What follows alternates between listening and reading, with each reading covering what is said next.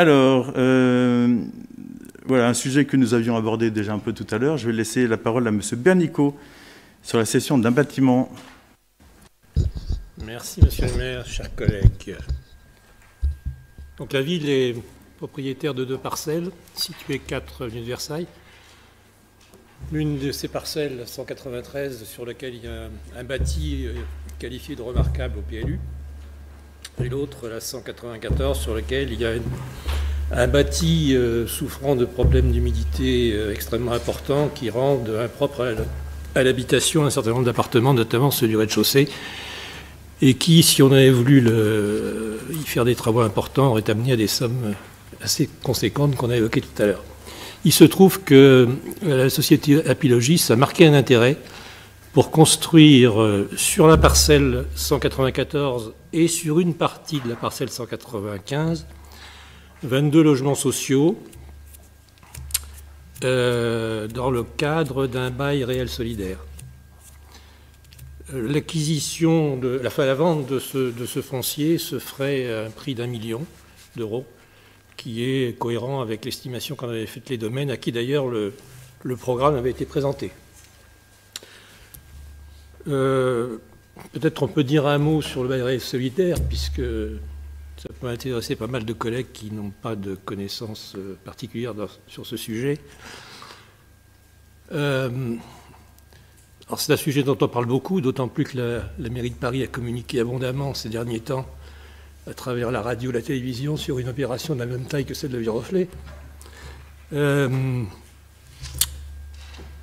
schéma théorique d'un BRS, même s'il peut y avoir quelques modifications dans le montage juridique proprement dit, fait intervenir, enfin il y a trois intervenants. Il y a ce qu'on appelle l'OFS, il y a l'opérateur et puis il y a le ménage accédant. L'OFS, c'est l'Office foncier solidaire. C'est un organisme à but non lucratif qui est validé par l'État et qui cède des droits réels immobiliers à un ménage au travers d'un bail amphithéotique dit bail réel solidaire, qui est un bail qui a la particularité d'être rechargeable à chaque mutation, c'est-à-dire que ça permet que la valeur du bien réel immobilier ne soit pas dépendant de la durée restant à courir du bail, puisqu'à chaque fois le bail est rechargé pour la même durée.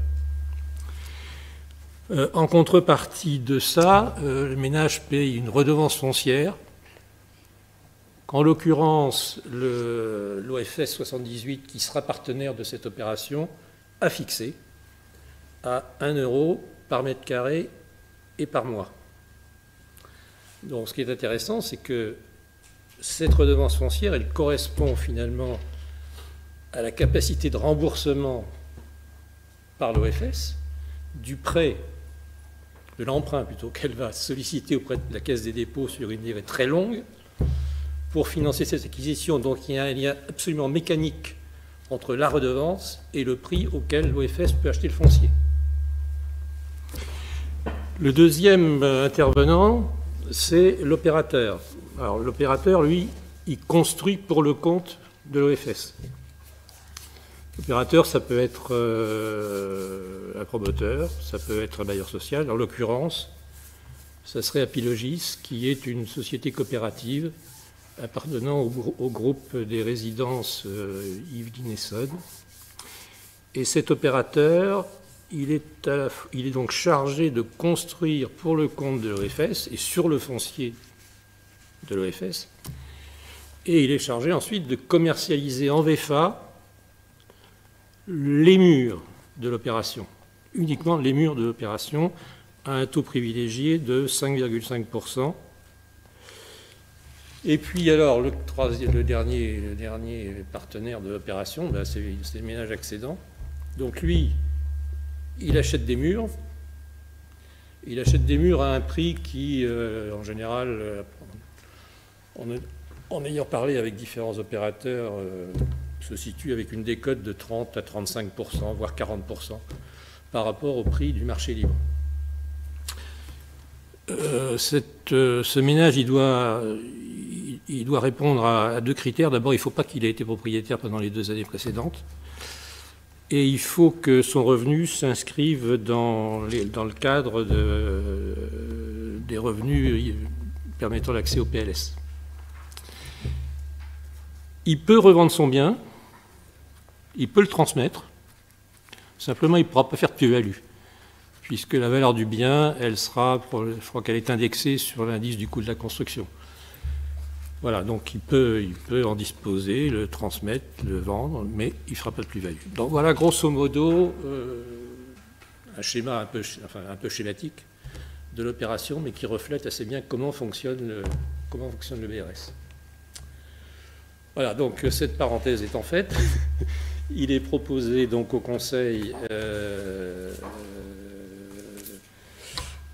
que Monsieur le maire puisse signer tous les actes relatifs à cette cession amiable, notamment la désaffectation, le déclassement du foncier du domaine public de la commune au domaine privé, la division parcellaire, la promesse de vente sous conditions suspensives et enfin la vente définitive pour un montant d'1 million d'euros.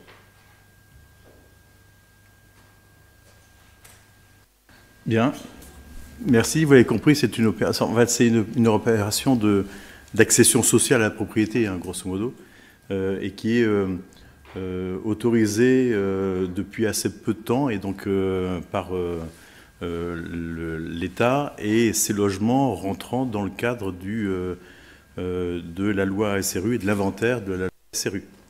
C'est un point également qui n'est pas négligeable. Voilà. Ça peut paraître un peu complexe, il y a beaucoup d'opérateurs. En France, ça n'est pas très commun en fait, d'acquérir des murs et pas d'acquérir le foncier, mais c'est commun dans d'autres. Il y a d'autres pays dans lesquels ces opérations se font déjà.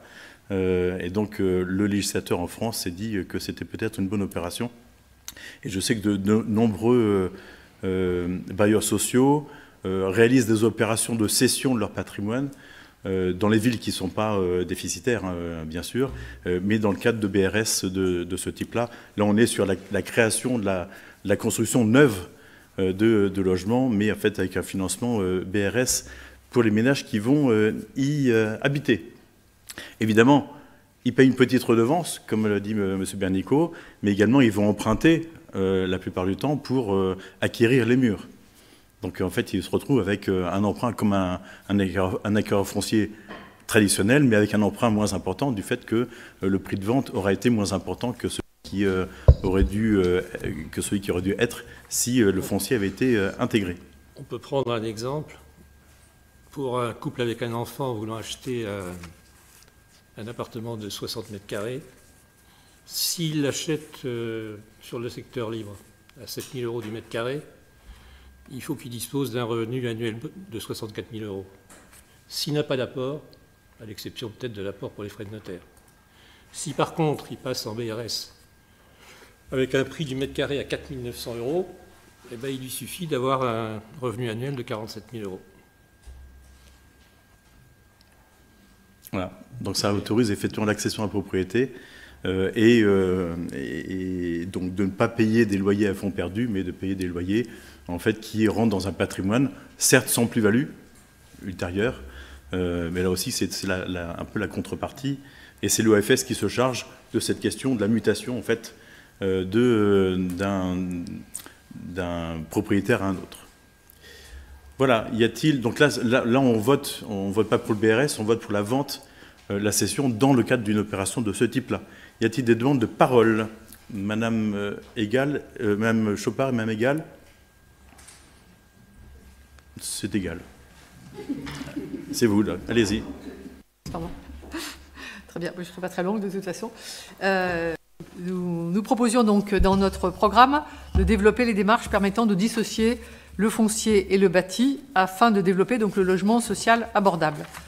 La cession de ce terrain à une foncière solidaire et la mise en place d'un BRS, bail réel solidaire, rentrent dans ce type de dispositif. Pour autant que le bâtiment existant aux 4 rue de Versailles mérite d'être remplacé, nous sommes favorables au projet proposé qui permet de créer 22 logements sociaux à un prix abordable et d'assurer qu'à cet emplacement détenu jusque-là par la ville, les logements bâtis restent durablement à finalité sociale. Simplement, je ferai la remarque, suite aux compléments qui viennent d'être apportés ce soir, c'est qu'on est bien dans une démarche qui est proche du PLS, donc on est sur des logements sociaux plutôt haut de gamme, et qu'il reste à construire en grand nombre des logements sociaux abordables, c'est-à-dire vraiment les niveaux les plus bas. Voilà, je vous remercie de votre attention. Ne vous inquiétez pas, on en fera aussi de cela. Voilà. Mais comme je le dis depuis très longtemps, c'est aussi une question de parcours résidentiel. Il faut proposer un certain nombre de produits donc, qui sont complémentaires. Et vous le verrez, en fait, on fera aussi du PLAI. L'idée notamment est au-dessus de la forge de faire des logements PLAI et que du PLAI notamment. Donc vous voyez, il y a une forme d'équilibre aussi qui se crée. Et je peux vous dire que les préfectures sont très attentives à la question du qualitatif